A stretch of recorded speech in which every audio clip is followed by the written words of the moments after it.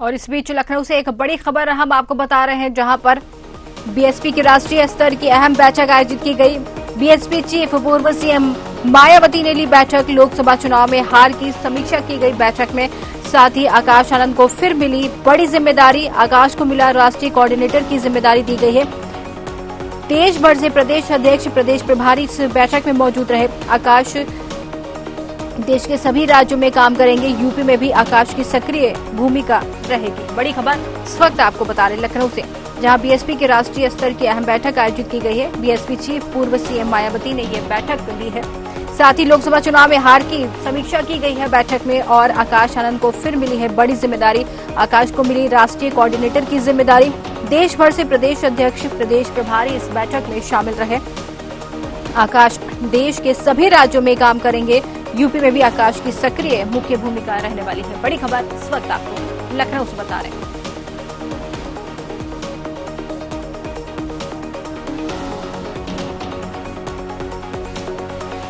बड़ी खबर लखनऊ से इस वक्त आपको बता रहे हैं, जहां बीएसपी की राष्ट्रीय स्तर की अहम बैठक आयोजित की गई है। आपको बता दें, बीएसपी चीफ पूर्व सीएम मायावती ने यह बैठक ली है। साथ ही लोकसभा चुनाव में हार की समीक्षा की गई है। बैठक को लेकर यहां पर हार की समीक्षा की गई है। आकाश आनंद को फिर बड़ी जिम्मेदारी मिलती हुई नजर आई है। आकाश आनंद को मिली है राष्ट्रीय कोऑर्डिनेटर की जिम्मेदारी। देश भर से प्रदेश अध्यक्ष, प्रदेश प्रभारी इस बैठक में मौजूद रहे। आकाश देश के सभी राज्यों में काम करते हुए नजर आएंगे। यूपी में भी आकाश की सक्रिय भूमिका रहेगी। बड़ी खबर इस वक्त आपको बता रहे हैं लखनऊ से, जहां बीएसपी की राष्ट्रीय स्तर की अहम बैठक आयोजित की गई है। आपको बता दें, बीएसपी चीफ पूर्व सीएम मायावती ने इस बैठक को लिया है और लोकसभा चुनाव में हार की समीक्षा भी की गई। साथ ही आकाश आनंद को फिर बड़ी जिम्मेदारी दे दी गई है। चलिए ज्यादा जानकारी लेंगे, हमारे संवाददाता प्रशांत राव हमारे साथ लखनऊ से जुड़ गए। प्रशांत, जिस तरीके से बीएसपी की बड़ी बैठक हुई है, यहाँ पर आकाश आनंद का नाम सामने आया है, जिनको एक बड़ी जिम्मेदारी दी गई है। और यहाँ पर साथ ही बैठक को लेकर समीक्षा की गई, हार की जो समीक्षा की गई इस पूरी बैठक में, क्या जानकारी आई है? बिल्कुल, आपको बता दें, देखिए बीएसपी की आज अहम बैठक चल रही थी, राष्ट्रीय स्तर की बैठक की, जिसमें अधिकारी पहुंचे थे, उसके साथ ही प्रदेश प्रभारी पहुंचे थे। और आज स्वयं जो है बीएसपी चीफ पूर्व मुख्यमंत्री मायावती ने बैठक ली है। और इस दौरान उन्होंने आकाश आनंद को एक बार फिर बड़ी जिम्मेदारी दी है। उन्होंने राष्ट्रीय कोऑर्डिनेटर घोषित किया है। और साथ ही साथ आकाश आनंद पूरे देश की जिम्मेदारी संभालेंगे। और जहां भी उत्तर प्रदेश के साथ ही अन्य राज्यों में जहां उप विधानसभा चुनाव हो रहे हैं, वहां की जिम्मेदारी भी आकाश आनंद पर होगी। यह महत्वपूर्ण जिम्मेदारी एक बार फिर से मायावती ने जो देश के लोगों की भावनाएं थी और युवाओं की जो भावनाएं थी, उसके आधार पर आकाश आनंद को उन्होंने जिम्मेदारी दी है। सुबह ही जब आकाश आनंद जब बीएसपी चीफ पूर्व मुख्यमंत्री मायावती से मिले थे, तो उनका हंसता हुआ चेहरा लोगों ने देखा था। उसके बाद लगाया जा रहा था कयास कि आकाश आनंद को एक बार फिर बड़ी जिम्मेदारी मिलेगी। निश्चित तौर से बड़ी जिम्मेदारी मिली है। और देखिए, लगातार जो बड़े पदाधिकारी हैं वो बीएसपी की बैठक में शामिल हुए हैं। और आज हमारे साथ जो है पूर्व विधायक जी हैं, उनसे बात कर लेते हैं कि आज जो बीएसपी की बैठक हुई है, क्या क्या बहन जी ने उसमें मुद्दे रखे हैं, क्या दिशा निर्देश दिए, क्या नाम है आपका? मेरा नाम है साहूराम रत्नाकर। मैं छत्तीसगढ़ प्रदेश का पूर्व विधायक हूँ और पूर्व प्रदेश अध्यक्ष भी रहा, पूर्व प्रदेश प्रभारी भी रहा।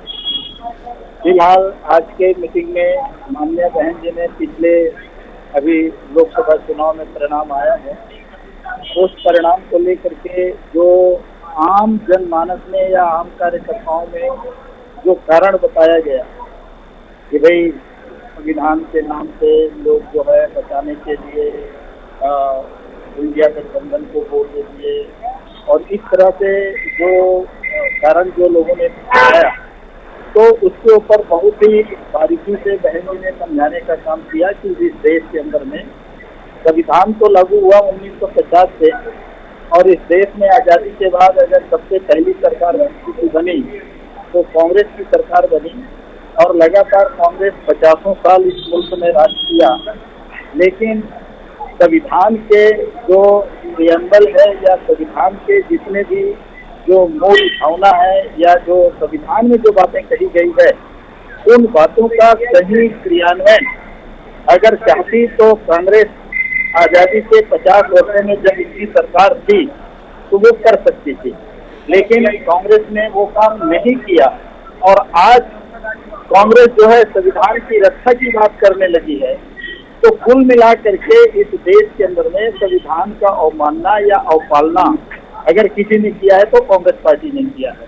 लेकिन कांग्रेस ने जिस तरह का नैरेटिव तैयार करके जनमानस के स्थिति को चेंज करने का काम किया, या उनका जो मीडिया तंत्र या उनका जो भी प्रचार तंत्र या माध्यम रहा, तो उसको काउंटर करने के लिए जो बहुजन समाज पार्टी के जो हमारे कार्यकर्ता हैं, इनको कैडर के माध्यम से ग्रास रूट में जा करके आम जनमानस को जो समझाना चाहिए था, वो कायदे से जो है हमारे कार्यकर्ताओं ने वो नहीं कर पाया। ग्राउंड लेवल तक कोचिंग हम नहीं ले पाए। पदाधिकारियों कार्यकर्ताओं को फेलियर भी रहा है चुनाव में। हाँ, तो इस बात के लिए बहन जी ने कार्यकर्ताओं से कहा है कि भाई इसमें हमारी भी गलती है, हमारी भी कमजोरी रही है, तो इस कमजोरी को आप दूर करें। और ये जनादेश आया, उस पर मायावती ने स्वीकृति जाहिर की है कि कमियां रही हैं बीएसपी में।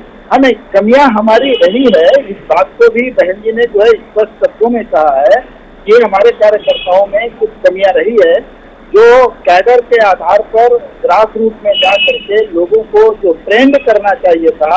कांग्रेस के पिछले 50 वर्षों में जो संविधान के प्रति उनकी जो दृष्टिकोण रहा है और किस तरह से संविधान का अवहेलना और पालना जो किया है, तो उस बात को हमें बताना चाहिए था कि भाई जिसने कभी संविधान का सही पालन नहीं किया, वो आज संविधान को क्या रक्षा करेगा। झूठा प्रचार किया, झूठा प्रचार किया।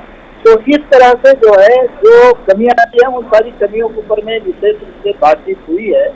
और बहन जी ने नए सिरे से संगठन के, चाहे वो पोलिंग स्तर का हो, चाहे सेक्टर स्तर में हो, चाहे विधानसभा स्तर में हो, चाहे प्रदेश स्तर में हो, तो संगठन को नए सिरे से रीऑर्गेनाइज करने के लिए निर्देश दिया है। और उसमें बड़े पैमाने पर जो नए टीम के जो लोग हैं, युवा वर्ग के लोग हैं, उन लोगों को इन्वॉल्व करने के लिए उन्होंने दिशा निर्देश दिया है।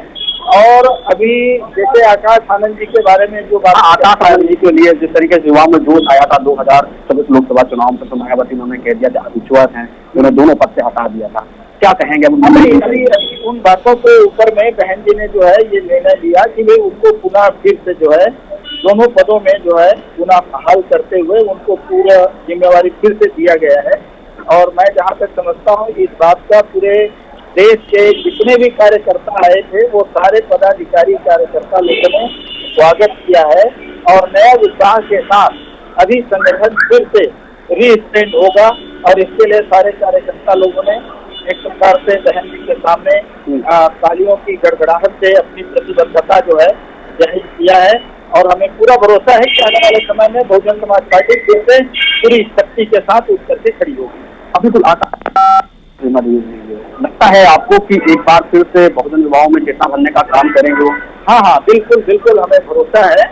और बहन जी ने भी इस बात के लिए अपनी भरोसा व्यक्त किया भी है कि मुझे पूर्ण विश्वास है कि आकाश आनंद जो है पूरे जोश के साथ, पूरे उत्साह के साथ और पूरे लगन और निष्ठा और ईमानदारी के साथ इस मूवमेंट के लिए और इस संगठन को फिर से जो है बिहार में जोश भरने के लिए वो काम करें। एक अंतिम सवाल और, आकाश जी ने जिस तरीके से कमान संभाली थी और उनके जो स्टेटमेंट आते थे युवाओं में काफी जोश हुआ था, वहाँ बीच में चुनाव हटाया जाना कहीं यह भी नुकसान का कारण रहा है बसपा का कि आकाश जी को पद से हटाना, फिर उसका एक गलत तरीके से मैसेज समाज में जाना, परिस्थितियाँ वो वोट हटा है।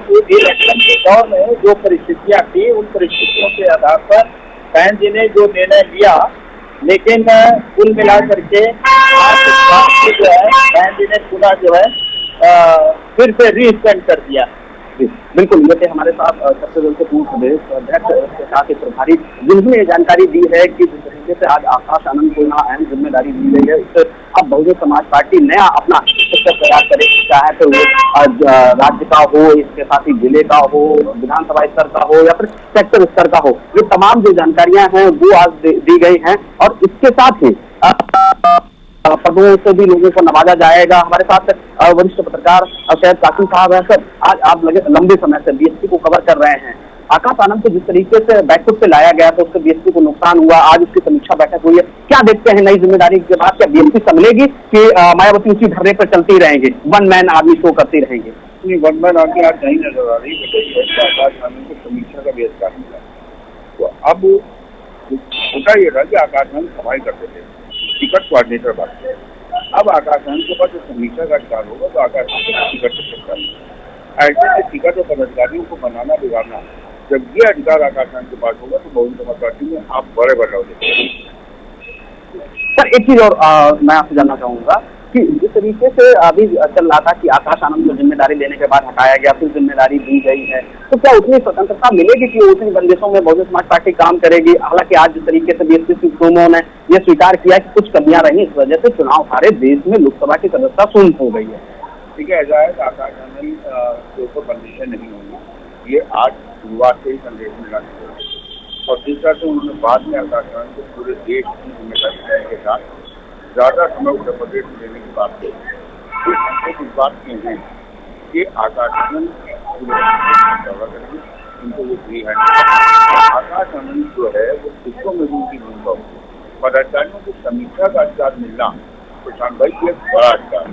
तो इससे ये जो कोऑर्डिनेटर सिस्टम में लोग मठाधीश बने बैठे हैं, उनके लिए बड़ी मुश्किल है, क्योंकि आकाश के पास लोग बहुत है। आकाश आनंद के पास हर जगह टीम है, उनके ऐप से लोग जुड़े हुए हैं, तो वो चीजों को वहाँ से ले सकते हैं और कोऑर्डिनेटर उनको अंधेरे में नहीं कर सकते, जैसा मायावती के साथ कर लेते हैं। और सर एक चीज और है कि पिछली बार भी मायावती ने 2024 के लोकसभा चुनाव दौरान उन्हें कांटों का ताज पहनाया था, राष्ट्रीय कोऑर्डिनेटर बनाया। इस बार अगर उत्तर प्रदेश और उत्तराखंड की बात की जाए, उत्तराखंड में 2 सीटों पर उपचुनाव हो रहा है, उत्तर प्रदेश में 10 जो यहाँ पर विधानसभा की सीटें हैं उसमें उपचुनाव होने जा रहा है।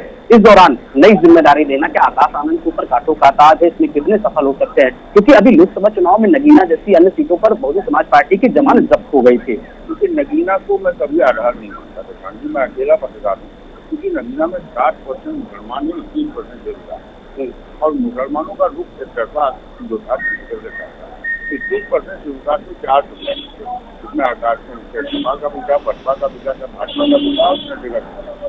तो दलितों का भी 21% वोट होना और वहाँ से चंडीगढ़ का जीतना और चंडीगढ़ का उदय, मैं उन्हें दलित राजनीति में नहीं देखता हूँ। मैं उन्हें देखता हूँ अखिलेश यादव या इंडिया गठबंधन के लोगों में, क्योंकि वो उनका मुस्लिम बोल के क्या है, हवा चल रही है पूरे प्रदेश में इंडिया के लिए, लेकिन वहाँ पर नहीं चली। तो आपको मैं अकेला आदमी हूँ, तो मैं हमेशा खारिज करता था।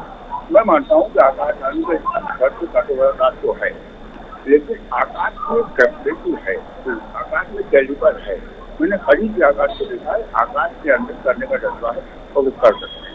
अभी 28 साल की उम्र, 28 साल की युवा जो है और गाँव में जो देखेंगे उसको आकाश आनंद आसानी से। जी सर, एक चीज है, जिस तरीके बहुजन समाज पार्टी का स्ट्रक्चर है, चाहे तो राष्ट्रीय पदाधिकारी हो, प्रदेश के पदाधिकारी हो, जिले के हो, विधानसभा के हो, सेक्टर के हो, बूथ के हो, उनका कोई महत्व नहीं रह जाता है। केवल कोऑर्डिनेटर भी पूरी पार्टी चलाते हैं। मायावती के बाद दूसरे अगर वन मैन आर्मी में है तो कोऑर्डिनेटर है। क्या ये प्रथा खत्म होनी चाहिए? क्योंकि लगातार 2012 या 9 का चुनाव हुआ था, लोकसभा का 12 का चुनाव हुआ और इसके बाद बीएसपी की जो हार होती चली, इसमें दोषी कोऑर्डिनेटर माने गए। क्या ये प्रथा खत्म होनी चाहिए? नए तरीके से स्ट्रक्चर तैयार करना चाहिए, कैडर को महत्व देना चाहिए, जिस तरीके से आज बीएसपी चीफ ने यहाँ अंदर स्वीकार किया है।